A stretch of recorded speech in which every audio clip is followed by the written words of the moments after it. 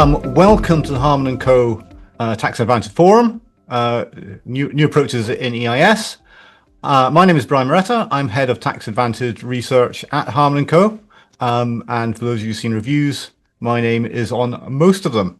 So thanks very much for coming along. We've got a really exciting program. This is our second EIS forum that we've done. We did the first one in March, and we're very pleased to have three really exciting companies that are doing things, or managers that are doing things a little bit different. So we have EverQuest Capital Partners, who are looking at industrial processes and technology. We have Green Angel, who are climate change and focusing on that. And we have O2H, who work in life sciences and health and basically making everybody better. So we've got making the world better, making industry better, making it people better. What more could you want? Now what I want to do is I want to briefly introduce Steve Dobson from GrowthInvest, and Steve's managing Q&A. So I'm going to hand over to Steve for a moment, and then I'll do a little presentation myself. Very, very happy to be here this morning with the funds presenting.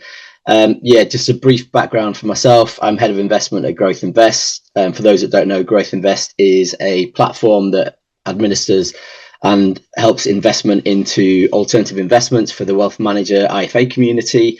So we cover across all of the tax evasion products, including EIS, SEIS, VCTs, IHT, but also into other alternatives in the private market. So the semi-liquids, evergreens, and the LTAFs. So we work with a lot of the fund managers that are presenting today, and obviously Hardman for the reporting side. So with that, I will hand back to Brian. I'm going to give, as I said, a very short presentation myself. One of the key attractions for many people of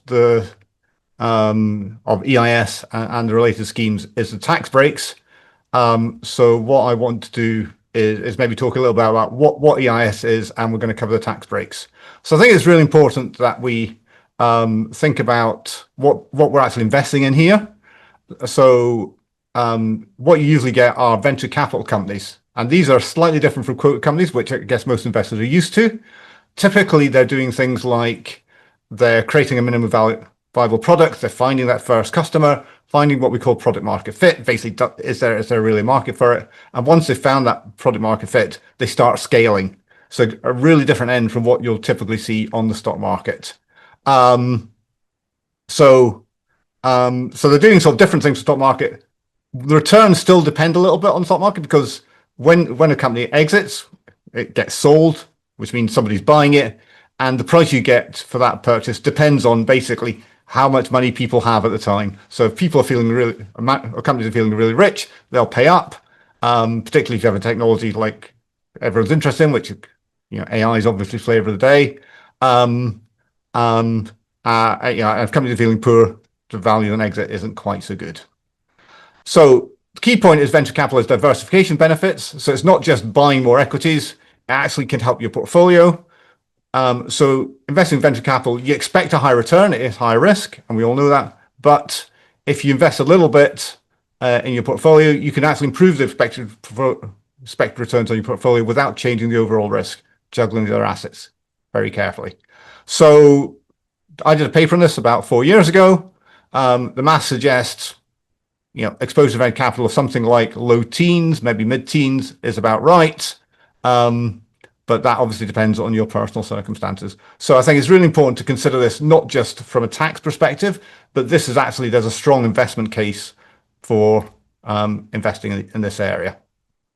The tax reliefs are obviously really important. I'm not going to go through these in detail, but I'm going to mention them very quickly. So EIS, you get 30% tax relief. So if you invested £10,000 in an EIS company or an EIS fund, you will get £3,000, 30% of that offset against any tax that you're paying. The nice thing about that for EIS and SES is that you get carry back. So it applies in the year that the investment is made, but you can also apply it to the previous year tax-wise. If you're investing in a fund, you may need to watch out, because if you give a fund money in March, that's one tax year, but they don't invest it till May, that's the next tax year. So you just need to make sure that's aligned. So just a little thing to watch out for. So make sure you're clear on investment schedules. There's no capital gains tax on exit. So any gains you get are tax-free. The CGT deferral relief, which basically means that if you have a gain, a capital gain, and you invest that in EIS, you don't need to pay the tax on that until you exit from the EIS. And that means you can defer the capital gain and you can get a return. And the return you can get on that could potentially offset or even effectively eliminate that CGT bill. Loss relief is also a valuable relief. We don't like to think about losing money, but the reality is investing in venture capital, you want to make sure you've got a diversified portfolio because some of the companies won't make it. They will fail. And typically, you're not going to get a lot of money back. You're not allowed capital protection in EIS. So if a company fails, you might get a few pennies on your pound. But sometimes you will get, or quite often you will get nothing.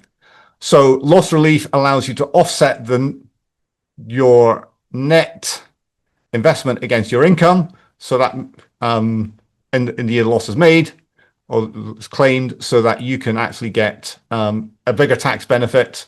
So if you were, if we took that example of, we spoke about before, investing £10,000 in a company, your net investment is 7,000. You could offset that 7,000 against your income and get tax relief on that £7,000.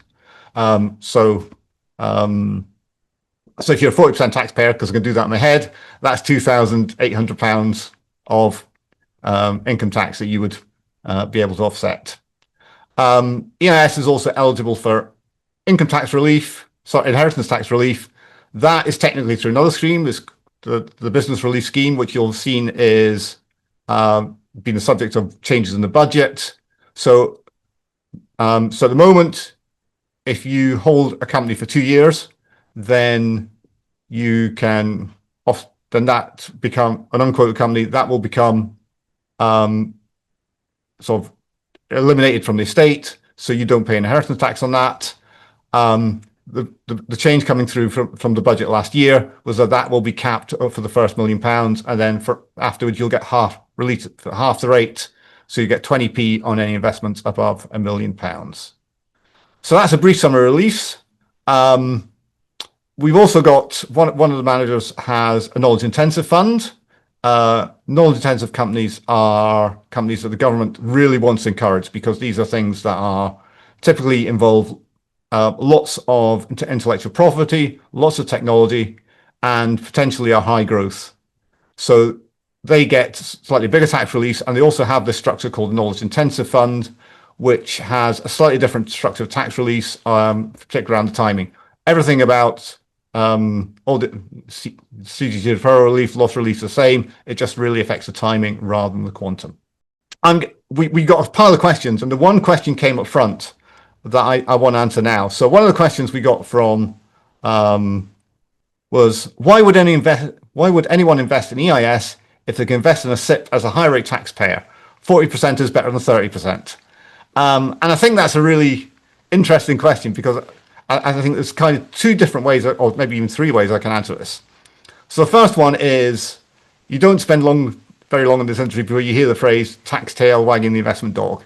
And really, when you're investing, you want to make sure you're managing for investment, not tax. And as I said earlier, venture capital has diversifying properties. It's a useful part of the portfolio. I mean, don't stick your whole portfolio in it, please. But if you stick a small portion, you can hand over portfolio returns, get diversification benefits, all that. So there's definitely investment case to be made. I think thinking about the tax rate going in is only one dimension, because it ignores the tax coming out. So if you're paying money into pension, you might be getting 40% relief on the way in. You'll be paying tax on any benefits. Yes, you might get a tax-free lump sum, but if you're paying 20% tax, your net tax benefit is only 20%. If you're paying 40% tax, then actually what you have is a glorified ISA.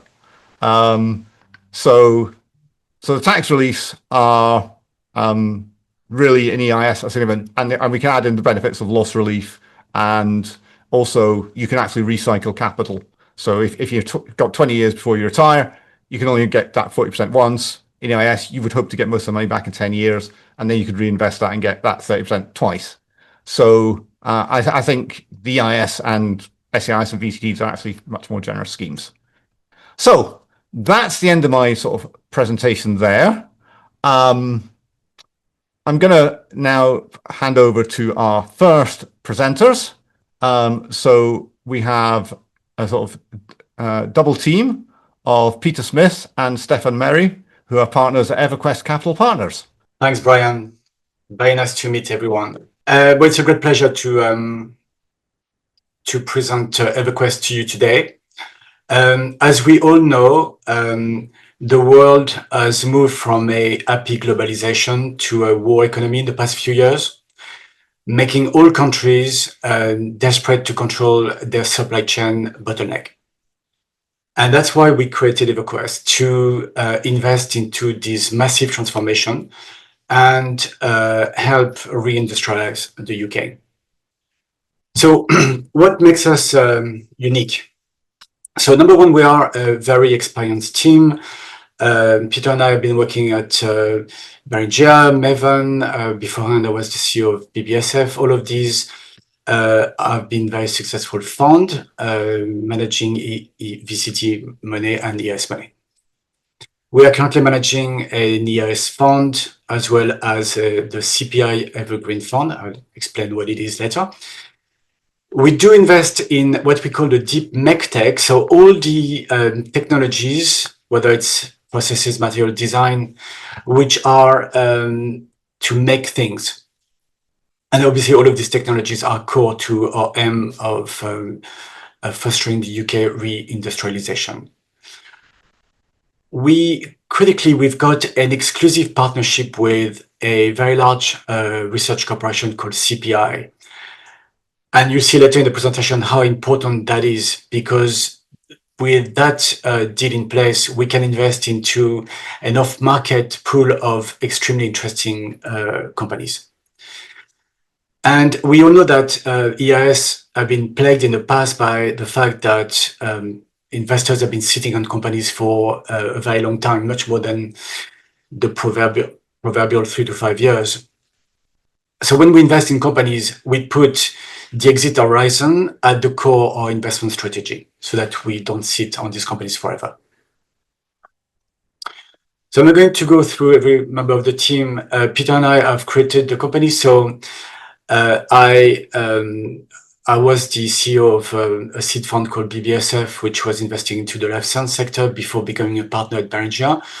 Peter was working at Maven, working on the VCTs there.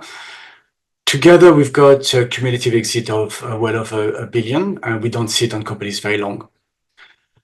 I'm not going to go through the rest of the team, but Frank Miller is the CEO of CPI and seat of our investment committee, illustrating how CPI takes this partnership seriously. So what deep mech tech? It's basically all the technologies that make things faster, cheaper, stronger, less energy demanding, more sustainable. All of these are critical to reindustrialize the country, because if you do the same thing as what the Chinese are doing, you never stand a chance. We need to do things differently. That transformation of the supply chain goes across all sectors. We're not talking about small things here. Changing the supply chain can completely transform a whole industry. Think of Tesla, for instance. They haven't invented electric cars, but what they've done is to transform the battery supply chain. And that was enough to really transform the whole industry. ASML, biggest technology company in Europe, they haven't invented a strong UV light to engrave computer chips. What they've done is to create the supply chain to be able to engineer those technologies. Moderna, unfortunately, we all know about the COVID-19 vaccine. They haven't invented messenger RNA. They've invented ways to stabilize those, making their technology a vaccine effectively. So transforming the supply chain can really transform a full industry. That's the kind of companies we want to invest in. Why now? Why us? Well, as I said, we are moving into a war economy now where bringing repatriating technologies and manufacturing, the supply chain technologies is critical. We see a lot of new technologies coming out of universities fueled by AI. And why us? Because very few investors are investing into that sector at the moment. It wasn't the flavor of the month 5, 6, 10 years ago, and it's only now that it's becoming really red hot. And our deal with CPI allow us to be an expert in this sector. As I said before, we've got a very down-to-earth investment strategy. We only invest in enabling technologies. We are not taking blue sky risk. Only when the value inflection point have been very precisely identified. And more importantly, where the exit outcome has been identified. When we invest in companies, we don't just listen to an exit strategy being, well, there would be someone, if we are good, there would be someone wanting to buy us, or we'll go through an IPO. We identify precisely which bottleneck they are fulfilling, who would be interested in having those bottlenecks fulfilled, and what kind of companies are going to buy them. And we speak to these companies. And finally, we tend to invest into companies where we know we can add value, either through CPI or at least through our own capabilities. So I've been speaking about CPI a lot. CPI is one of the leading contract research organizations in the UK around industrial processes. They've got 700 scientists and engineers in their location. They are working with startup and very large companies. Their business model is to offer lab space, technology, and being able to help their customers access grant or access customers. Got about 80 million in revenues and tons of technologies on their site. So that gives you a little idea of the kind of site that they're operating. It's really massive. So for us, it means that we have access to a proprietary deal flow. About 200 companies. They're working with 200 companies a year. All of these are potential investee opportunity for us. We operate their evergreen fund, which means that that's a source of funding that co-invest with our EIS investee companies. The deal flow is very good because we got a very strong insight from CPI, because they would have worked with these companies, so we know exactly the strengths and weaknesses of the companies we are investing into. You can't buy that kind of due diligence. It's only by working with companies that you can really acquire an in-depth knowledge of those companies. That's why the deal flow is so good. And of course, working with the company down the line with CPI allow us to see the development of these companies faster, and we have a better input on the way these companies are developing. And last but not least, CPI has invested into EverQuest, which really shows their faith in us and ensure long-term stability.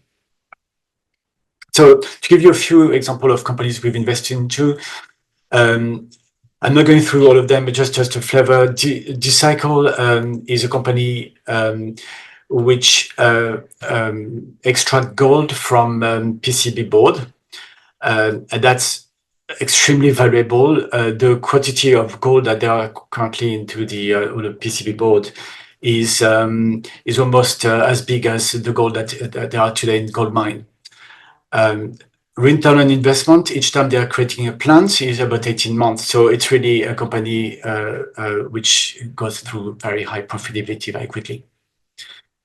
Qkine, they are disrupting the drug discovery industry. They manufacture high quality and cheap growth factors, which allow them to grow human tissues very quickly. And those tissues, called organoids, can be used for testing drugs in a much better way than animals are.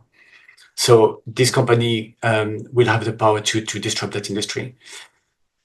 And just to complete the list on Q5D, so what they do is to automatize the wiring of complex automotives like cars or planes, and they can make that.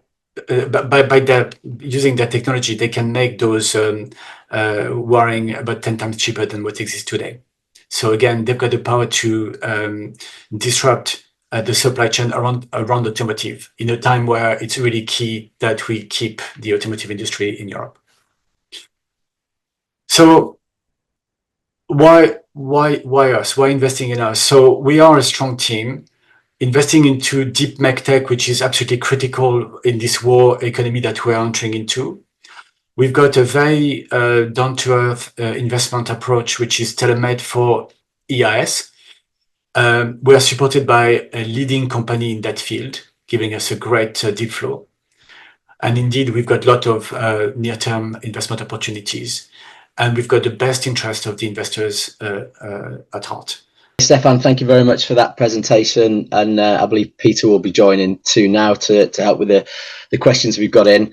And I guess to both of you, you mentioned there the strategic partnership with CPI, and it sounds very unique in the space and exciting in terms of from an investment perspective.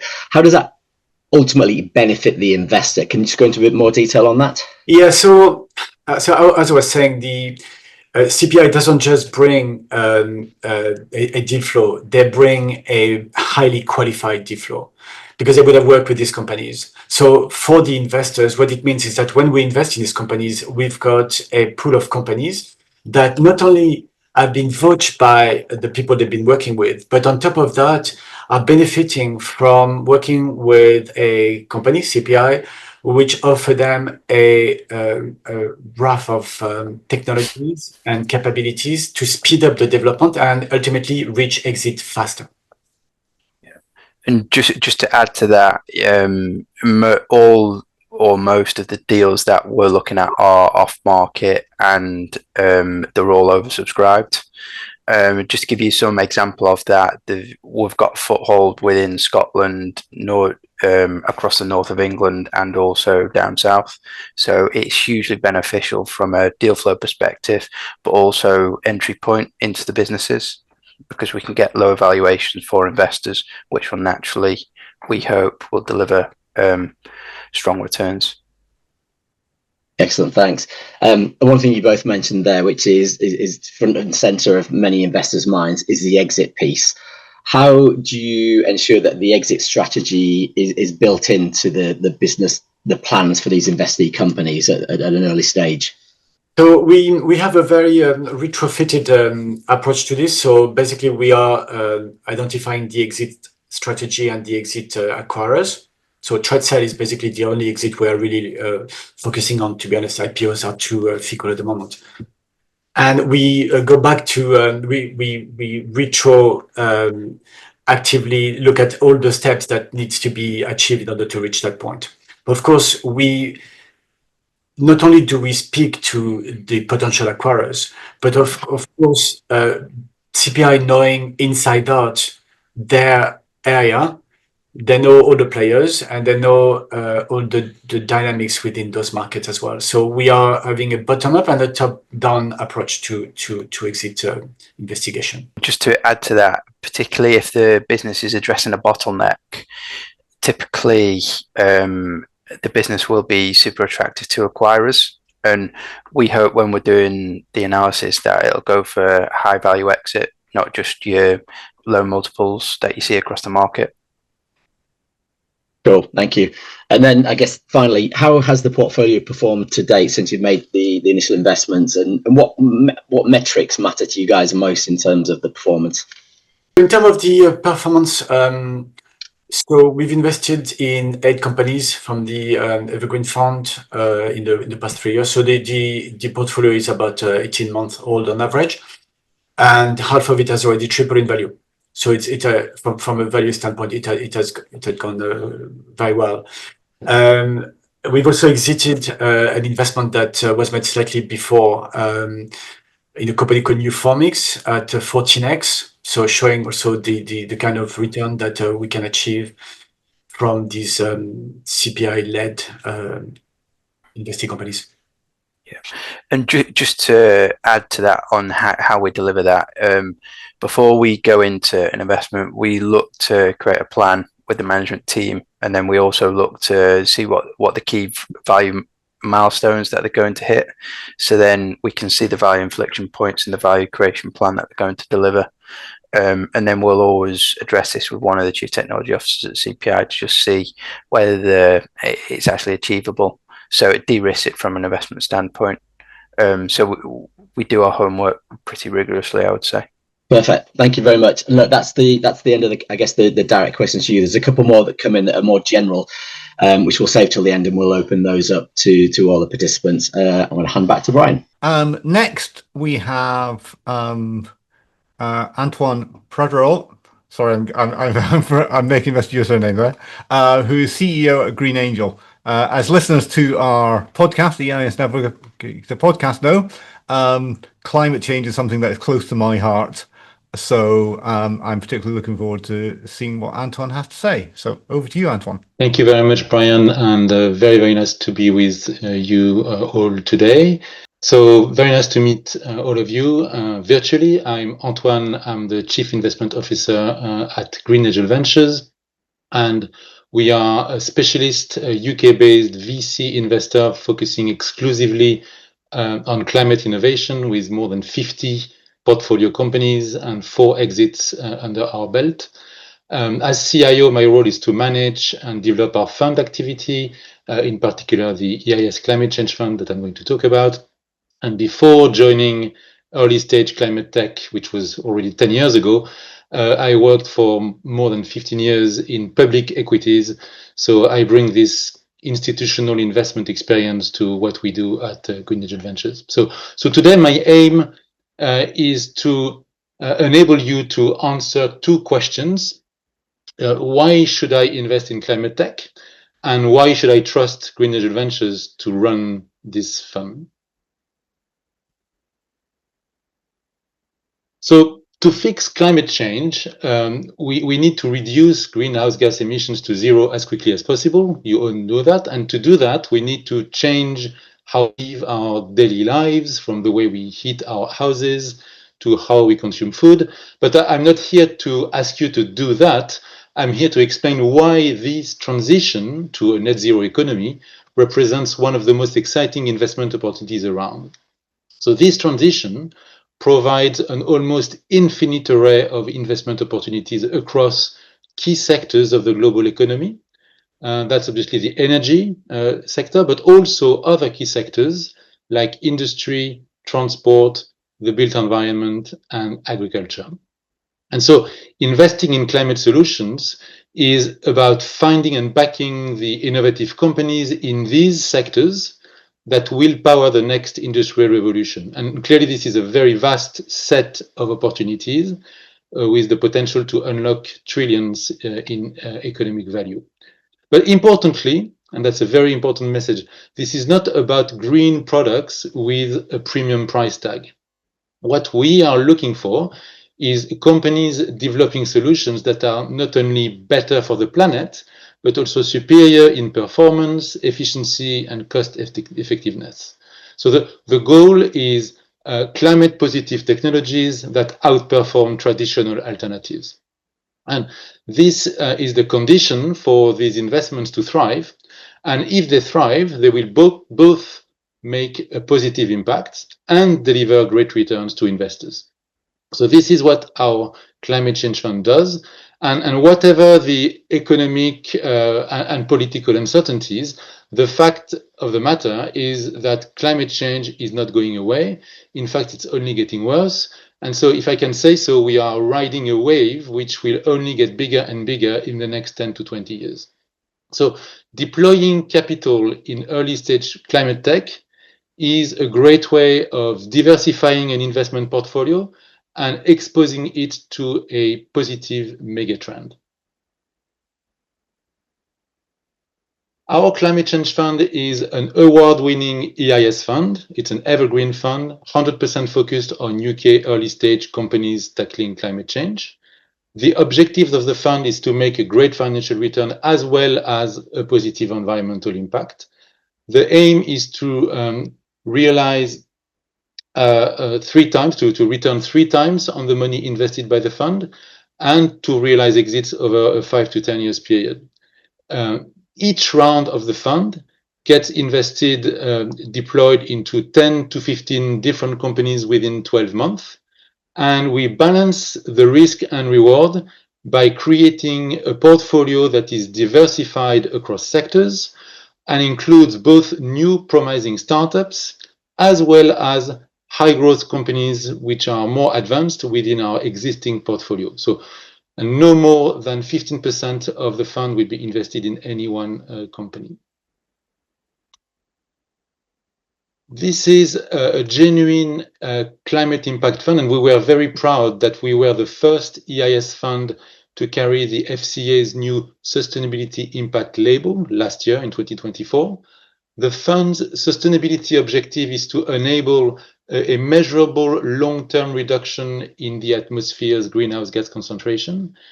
And we invest in companies where financial success goes hand in hand with a positive environmental impact. So it's important to say that our strategy does not include making compromises on the financial risk return. Our impact assessment methodology has been developed and is implemented in-house, but we are a member of Project Frame, which is a global initiative aimed at strengthening and standardizing the methods used by climate impact VCs and PE investors. So what does the fund focus on? So everybody will tell you that they look for technologies with the potential for massive scale-up, of course, but in our case, we focus on the biggest climate challenges, and which are also the biggest opportunities. That's the verticals which are on this slide: energy, transport, the built environment, circular industry, and agriculture. And in these verticals, we pick technologies and solutions based on our many years of experience in climate tech, based on what our extensive network of innovation hubs in the UK are producing, and based on what we know, about which markets are overcrowded, what business models work in the sector. This year, for the 2025 version of the fund, we are focusing on 3 technology areas, which are the horizontal lines here. Firstly, AI-powered solutions. So that's companies which are leveraging artificial intelligence to optimize processes, enhance efficiency, unlock new insights across sectors. And this is highly applicable to fixing the climate, but also to adapting to climate change. Secondly, material innovation, so developing cutting-edge materials that are both sustainable and superior in performance to fossil fuel-based alternatives. And thirdly, engineering breakthrough, where we support the development of innovative low-carbon technologies that offer significant cost advantages and scalability. And let me now give you maybe one example in each of these categories to illustrate all this. So firstly, Qflow, which is an AI-powered software as a service for the built environment. Qflow enables key players in the construction industry to monitor and cut waste, with obviously very big benefits, both economic and environmental. We first invested in Qflow in 2021. Since then, the company has grown its ARR by 15 times, commercial success in the UK and now in the US, and they've raised £9 million to date, with the valuation up roughly 2.3 times on the price we paid at this point. Second example, Kelpie, which is in the second category of material innovation. They are making seaweed-based packaging material for FMCG and food and replacing plastic packaging. We first invested in 2022, and Kelpie's differentiation that they've achieved since then is that they've achieved a water barrier that lasts more than a year, and that's unique compared to other plastic alternatives. They have raised more than £6 million to date, and the valuation is currently up 1.7 times. And last example, which is one that Stefan just mentioned before, a common portfolio company with you, Death Cycle, which is recycling metals from e-waste using deep eutectic solvents with no burning or smelting, very, very low carbon emissions, and no toxic chemicals. We first invested in 2023. Since then, they've achieved 99% metal recovery for gold, and they've raised a £10 million Series A last year. And recently, they've announced a strategic investment from Mitsubishi, which is a very strong validation. So now moving to what's unique about Green Angel Ventures. Well, it's our combination of three things. Firstly, very rich, diverse, and established deal flow. We typically get 1,000 applications per year in UK climate innovation through our connections to founders, universities, and innovation hubs across the UK, for example, in London, Imperial College London. And this enables us to be extremely selective. Last year, we invested in only 7 new companies, so that's less than 1% of the opportunities that we've seen last year. Secondly, our unique domain expertise, and that's including our own experienced team, but also our network of more than 300 members. So these are experts with skin in the game that add a lot of value at the deal selection stage, but also post-investment because they take positions on the board of our portfolio companies. And finally, we have built a very strong track record, and I'm going to talk about that quickly now. So obviously, in terms of track record, it's important to keep in mind that we are investing for 5 to 10 years in these businesses. So it's still early days for most of our portfolio companies, but we are really proud to have already achieved, delivered 4 exits. Zygo, which was acquired by Schneider Electric in 2022, providing 3.5 times return to 29 investors, so quite quick. Time to Act, which IPO'd in 2024. Storm Harvester, for which we achieved a partial exit at a very good profit of roughly 5 times the price we paid in 2020. And that's still a lot of upside ahead of us, obviously. And Nature Metrics, partial exit at the time of their recent $25 million Series B, at 15 times the price paid by pre-seed investors. Finally, we are a fully authorized entity regulated by the FCA. We have a stable and experienced team, the same team actually running the same strategy since 2017. So alongside my team, the fund management team, and our investment committee, we have a deal origination team, a portfolio management function, and our investor community team in charge of our 300 specialist investors. And this is the team that enables Green Angel Ventures to source 1,000 opportunities each year, select the best opportunities to invest in, utilizing the feedback from our most experienced angel members, and support the company's post-investment. We've got 30 reps sitting on the board of our portfolio companies and helping them grow and ultimately deliver successful exits. So that's a pretty unique model, I think, which we believe is key to our success in this highly technical sector, which is climate tech. So we are currently fundraising for the 2025 summer 2025 edition of the Climate Change Fund, for which we already have 7 or 8 likely portfolio companies lined up for investment in this tax year. We still have capacity, but we are closing soon. So if you're interested, please speak to me quickly. Thank you very much, and happy to answer any questions. Hey, Antoine, thank you very much for that presentation. I've got a few questions that have come in for you, if you don't mind me asking. Of course. Firstly, is it the case that investing in hard tech and hardware companies is harder / riskier, potentially leads to lower returns than investing in traditional VC type software? Yeah, that's an important question. I mean, many people see climate hard tech as risky and capital intensive. But our experience, actually, our own experience says that this kind of belief is outdated. Looking across 22 active post-revenue portfolio companies in our portfolio, the average lifetime capital that they've raised is 7.9 million. Their annual revenue is 2.4 million. So that's a capital intensity ratio, if you want, of 3.2, if you do simple math. And when I look at hardware versus software in this group of 22 companies, actually the difference in capital intensity is only 30%. So it's not an order of magnitude different. We have hardware company examples where we have more than 5 or 10 million pounds of revenues after raising less than 10 million. So that is absolutely possible with strong margin and global reach. Failure rates in our portfolio are similar between hardware and software. And all this is because, maybe the main point is early revenues don't require gigafactories or very big factories. Today's kind of playbook for hard tech is relatively asset light. You can have modular, scalable designs. You could have contract manufacturing.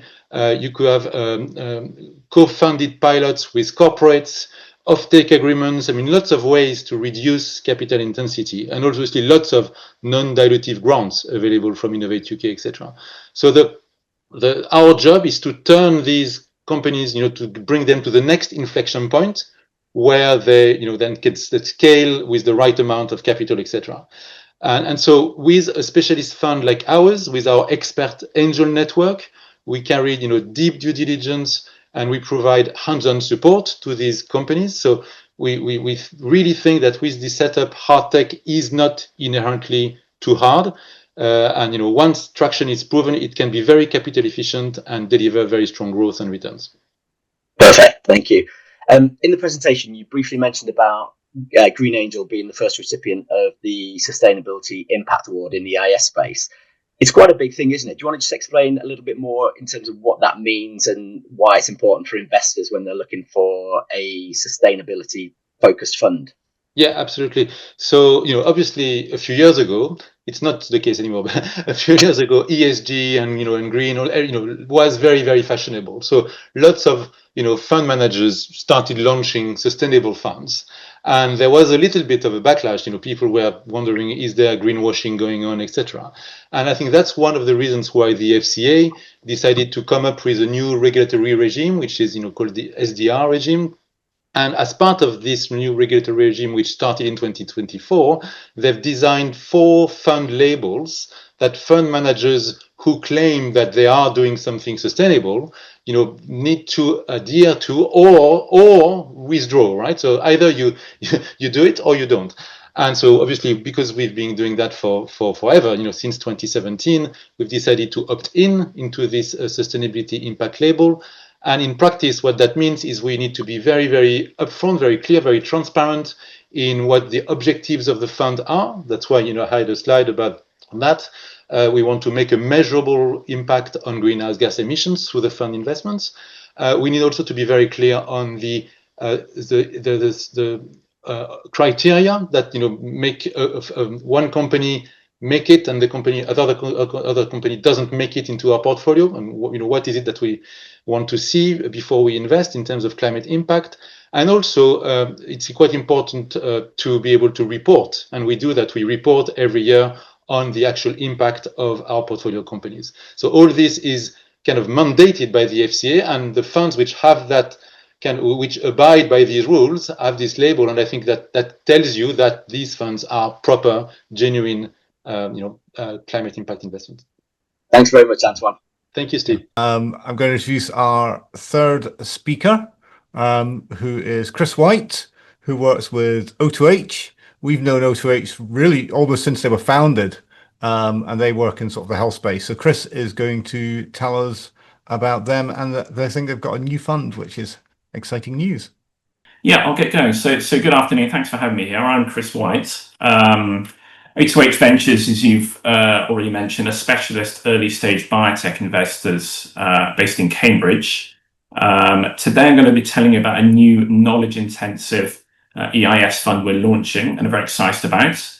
At the end, I'll also briefly mention an SEIS direct investment opportunity, which will also shortly be available.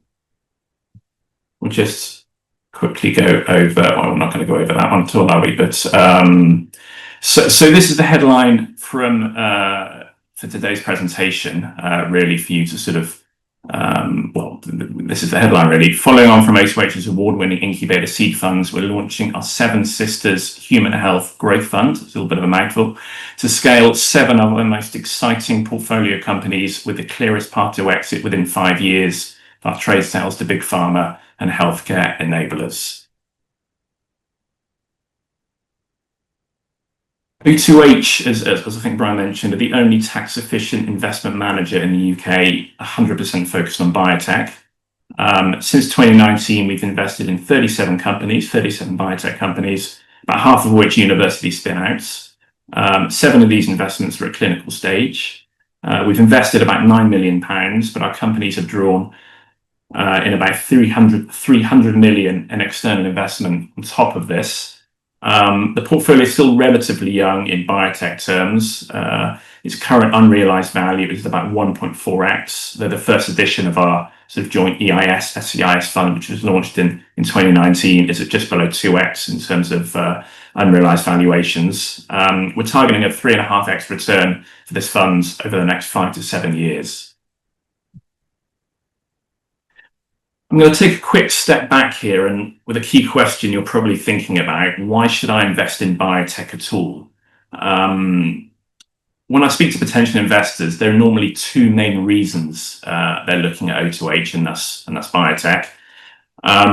Firstly, they may have worked in healthcare or biotech themselves, and they're looking for a fund that aligns with their passion, with their area of interest. One of our newest investors, for example, is a recently retired cancer professor at a major university. Another investor is a former CEO of a global healthcare business.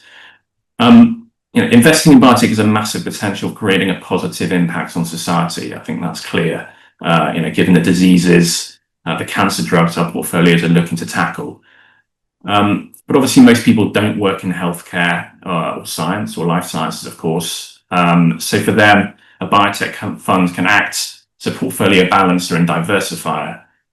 Given the scientific technical due diligence required for looking at the types of companies we're investing into, most generalist EIS funds will not have much biotech in them, if any. As part of this diversification angle, there's some evidence to suggest biotech as an industry is counter-cyclical and doesn't correlate with the ups and downs of the wider economy, which can be an advantage at times. Demand for healthcare in aging Western societies, of course, isn't going to diminish. And the end buyers of healthcare are normally governments or insurance companies rather than individuals. And there's evidence to suggest, based on a British Business Bank report that I think was released at the end of last year, that life sciences VC funds slightly outperform the wider market, or have done over the last 10 years or so. And finally, the UK, we believe, and the UK is a great place to invest in biotech. So hence, moving on to the next slide. The UK is a biotech leader in Europe. You can see some of the stats on screen there about sort of attracting about 41% of European VC money. It's a biotech leader in Europe, obviously behind the States, with lower operating costs compared to the US, the global leader in biotech, and attractive valuations we're looking to take further advantage of. O2H are Cambridge-based, about half our portfolio based there as well. Cambridge is a true biotech hub. Multiple academic institutions, research centres, big pharma such as AstraZeneca are based there.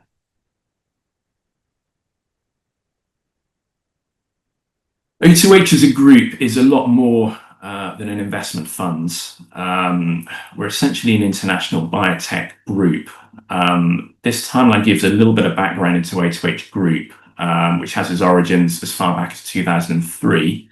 Sunil and Prashant Shah, our founders, who still manage the business, launched a CRO, a contract research organisation. Obviously, that was researched in the first presentation. Our CRO carries out actual scientific research for biotechs and pharma. Using the proceeds of the sale of this initial business, they began angel investing in early stage biotechs. In 2018, we launched the structured investments and renewed business, O2H Ventures, and used the EIS, SEIS schemes. So that was when O2H Ventures, which, the business we are now, was essentially founded. The CRO business is still going strong. It's a profitable revenue generating business. We employ about 600 scientists, or just over 600 scientists in Cambridge, mostly in India. We feel this gives us a massive advantage as a biotech investor. It means we're fully immersed in the biotech space. This slide, just come on to shows how the whole O2H Group ecosystem supports our portfolio companies. We typically invest in a company at the pre-seed, i.e. university spin-out state, or seed stage. Some of our portfolio companies are based at our Cambridge offices under the O2H Co-work Labs brand. And you can see the logo there. So some of them sort of work at our offices. Portfolio companies can benefit from discounted research services provided by the CRO business I just mentioned, O2H Discovery. The growth funds, which we're talking about today, backs companies we've already backed at the pre-seed and C stage via our SEIS and EIS funds we've been running for the past 5 years or so. And our portfolio companies will hopefully be acquired by some of the big pharma companies our CRO business does outsource research work for. So just sort of showing you how the whole group supports our portfolio companies and sort of and biotech in general. There you go. It's nice to include a few pictures. So these are our offices in Cambridge, our SciTech Park in Cambridge, housed in an old bakery. That's the building you can see. We own the 2 neighbouring sites as well. The one kind of behind the building you see, which is an old mill, and one to the left, which is a car park. This is our facility in Ahmedabad, India, where most of our group scientists are based. Just to briefly, which I mentioned earlier on, the live working relationships with big pharma, who are the most likely acquirers of our portfolio companies and therefore the best routes to exit for our investors. We hold most of these relationships both via CRO research business, who big pharma might outsource to, and also by the ventures business. So we have strong relationships with these and more big pharma. This graph shows the benefits investing at the stage our growth fund will invest at. Biotech investments can take a lot of time and money to mature, as I'm sure many of you are aware. The potential payoff in terms of financial and positive impact return potentially being huge. With this growth fund, we're planning to invest when some of the significant risks, such as early clinical trials, obviously by no means all of the risks, have been mitigated. O2H will continue to invest at the earliest possible stage of our SEIS investments, which I'll come to more later, to keep feeding the funnel, but will increasingly as a business be focusing on investing at the stage which provides the biggest payoff, hence the growth fund. I know this graph is a little bit hard to read. I think you should get all the slides afterwards so you can go into a little bit more detail on this. But I wanted to include it as it shows the breadth of our portfolio and what stage they're at. In many ways, we're a very focused fund. I mean, compared to the other two we're discussing today. But within biotech, there is diversity within that. The core of the portfolio is therapeutics, creating new drugs for high unmet medical needs such as cancer. We also invest in drug discovery that uses AI and machine learning. It's a major growth area within biotech. We've made a small number of medtech investments, as you can see. We also invest in what we call biotech enablers, which are revenue generating businesses that serve the biotech industry. One example, which is also a top candidate for the growth fund, the Telerix. They've created a gel for use in transporting cells, which is a low-cost, sustainable biotech solution. You can also see Qkine in there that was mentioned in the first presentation as well. So it's a bit of overlap between us there. This is another graphic showing our portfolio. Here we've divided it, or I've divided it into who from the portfolio, I should say, are the best candidates for the first edition of the growth funds, and who might follow in the next editions and the one after that. I mean, the aim of this slide really is to demonstrate we've got a solid pipeline of deal flow for the funds. Most of the candidates are our own investments. I mean, obviously, as I mentioned, all of the growth fund, the first edition of the growth fund will be our own investments. We can potentially tap into a wider pool of companies should we wish. This includes clients of our CRO business and companies from funds we know well and have already co-invested with. Just go quickly through this. O2H, as I mentioned earlier, was set up by Sunil and Prashant Shah, entrepreneurial brothers from Cambridge, very much immersed in biotech. They've invested year on year in our funds. work closely, as you'd expect, with a number of leading biotech experts, some of whom are venture partners. Many sit on our investment advisory committee. Again, you can read more about this when you see the slides. I think Brian's covered many of the tax reliefs already offered by EIS funds, so I won't go into that and some of the differences between standard and KI funds. I think we might deal with that later. Just for the record, O2H launched the very first KI EIS fund back in 2020. I mean, biotech's a very good fit for knowledge intensive criteria. The main point to get across on this slide is that 80% of an investor's subscriptions will be allocated to 7 companies who make up the growth funds, which we've discussed already.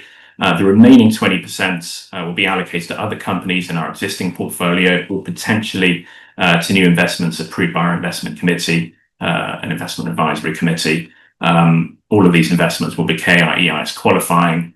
The minimum investment for this new fund is 100,000. Some exceptions made for existing investors. We do have something at the lower entry points I'll come to in a second there as well. Just quickly on fees. Fees for the growth fund are the same as we've offered in previous years. Initial 2% fee, slightly less for advised clients, followed by 2% annual management charge, although we only take the first AMC up front and the rest is rolled over and due when the initial investment has been returned. So about 96%, so a fraction under, of your investment will go to the respective portfolio companies. But there is a 20% performance fee payable when we return 100%. I mean, fairly standard fees that you'd expect in this space.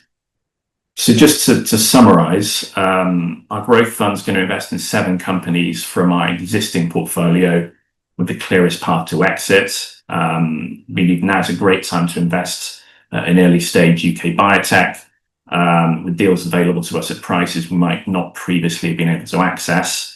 O2H are a biotech group.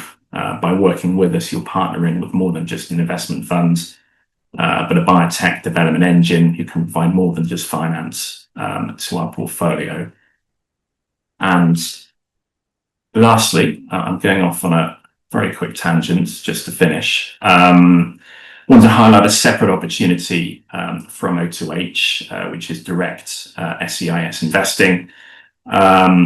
A lot of our focus at the moment is on developing our existing portfolio, which I've already discussed. We'll continue to invest at the earliest stage possible, where we see a great opportunity, which we have in the case of a GLP-1 weight loss drug spun out of one of our existing portfolio called Hawkhill Therapeutics.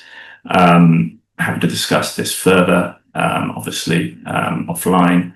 The minimum investments for this is obviously quite a bit lower. And SEIS, as Brian covered earlier, provides some very generous tax reliefs. So that's it from me. Thanks for listening. Very happy to discuss the growth fund or direct SEIS investing with anyone after this in a separate call. Just drop me a message. So that, Chris, much appreciated again. Couple of questions we've got specific to O2H. I think some of this has been covered already, both in your presentation and with Brian at the start. But the new fund is a knowledge-intensive fund, as you mentioned. Do you just want to go over the benefits to the investor of the knowledge-intensive fund over a regular evergreen fund? Yeah, I mean, from the tax reliefs are mostly similar. There's a few. I mean, one of the main differences to sort of address is in terms of sort of certainty of when you get your tax relief. For knowledge-intensive EIS funds, you get your tax relief paid for the tax year in which the fund closes. So this fund will close just before the end of the tax year in April 2026. So investing in this fund, you will get your tax relief for this current tax year, and obviously you can carry it back to the previous year. With standard EIS funds, you get your tax relief when deployment takes place, which could be, obviously there's uncertainty around that. So for the investor, it provides greater certainty on when you get your tax relief, or what tax year, sorry, you get your tax relief for. I mean, there's a few other little bits of pieces in terms of, instead of having a cap of 1 million, should you be able to, should you be lucky enough able to, you can invest 2 million rather than 1 million. So a little bit more headroom for investing. There's a few sort of, a few differences in terms of the types of companies. The companies can be twice as large in terms of numbers of employees. They can be a little bit older, 7 years. Well, it's a little bit different in biotech, but instead of for standard business within normal EIS funds, they have to be sort of about 7 years old or up to 7 years old, whereas knowledge intensive companies can be a little bit older. They have to invest sort of 15% of operating costs and R&D over the past 3 years. So there's a few extra sort of hurdles to take place, but pretty much all biotech companies are gonna comply to those. But I would say that sort of the main take home is you can invest a little bit more, and there's more certainty around what year you get your tax relief for. So I want to do a very quick group Q&A, because I think there's a question that's come up twice that I think we need to address. So basically, I think people are sort of saying that the fees on EIS funds are higher than you usually get on managed funds, and people are sort of saying, in some sense, are they justified, whether on a risk reward basis or on that. So can I ask everybody to sort of maybe answer that in turn? So maybe start with either Stefan or Peter. In terms of our fees, so we don't take any initial fees, and we have 1.5% on the NAV. And just to add some context around that, we are CPI have invested into EverQuest, so we can be cheap on the fees and align our fee structure with investors. Just in terms of going back to the point, I would say our fees are generally typically what you would pay for a typical listed fund. You're going to be generally around a 1% annual management fee. So I wouldn't say we're any more expensive or not. Have you got anything to add to that, Stefan? That's what I was saying when I said we really have the interest of the investors at heart. We want to align ourselves with the investors. Thank you. Antoine. Our climate change fund takes 1.8% upfront. So that's what's taken out at the beginning. And then that's all. I mean, that's a 0%. I mean, we don't charge annual management fees to investors. And then we've got, performance fee of 25% above 100% hurdle. So just a very small upfront fees, no management fees, and performance fee. Thank you. Chris. Yeah, I mean, I did cover the fees in my presentation, so everyone can see what they are. Yeah, we typically invest about 96% of an investor's subscription. I think, to be honest, yeah, for a lot of the EIS funds, certainly not speaking for the other funds here who've just explained themselves, often within EIS, fees are a little bit higher than a sort of a mass market fund. There's a lot of work that goes into sort of finding the companies and doing what we're doing. So I think it's fair to say fees can be slightly higher. As I say, happy to sort of have full transparency on, full transparency around what our fees are. I think the work we do behind the scenes and sort of mentoring and supporting the companies justifies that. And obviously, investing in the types of companies we're doing, it's not really available elsewhere. And so, that it's kind of, the price really for sort of access to some of the exciting companies we're seeing. So I'm not really challenging the question that the fees can sometimes be higher. But I think, a lot of what we do does justify that. I don't know if that really answers what the initial question was, but hopefully that gives some background. Yeah, I think context is because of the limits. There's a lack of economies of scale that maybe some of the larger managed funds get. I think also one of the key things is we're expecting quite a high return from venture capital, significantly higher. It should offset the fees if the fund is successful. I think the other point I'll make is that a couple of the managers have highlighted here, their fees. There is a wide variety of fees. and as part of your investment diligence, you should check the fees. Steve's platform will help you with that quite well, and we've got a fee calculator in the back of our reports. So Steve, did you want to add anything on that? Yeah, well, we've collaborated with ESA, the trade body, obviously, for EIS. And if you go to the ESA website, there is actually a fee transparency table, and that will list out the funds that have verified their fees and the all the fees they're charging, and also the deployed amount. Because there's another question come in, and we'll answer the very final part of the question, but in it says meaning only around about 80% of capital is deployed. From what we see across the industry, it probably ranges from 90 to 100% is deployed. So what does that mean? It means that you as an investor are going to get initial income tax relief on that 90 to 100% of your investment. I think the 80%, I'm not aware of a fund that has charges up front that would limit your initial investment down to 80% of the subscription amount. Average, definitely kind of mid-90s, I would say. But it all depends where those fees are levied. Obviously, fees can be levied directly to the investor, or they can be. There's pros and cons for both of those approaches. And again, I'll point you to the ESA website, and that will have some more information there on that. But I don't know whether you guys have got any comments on that regarding the deployed amount.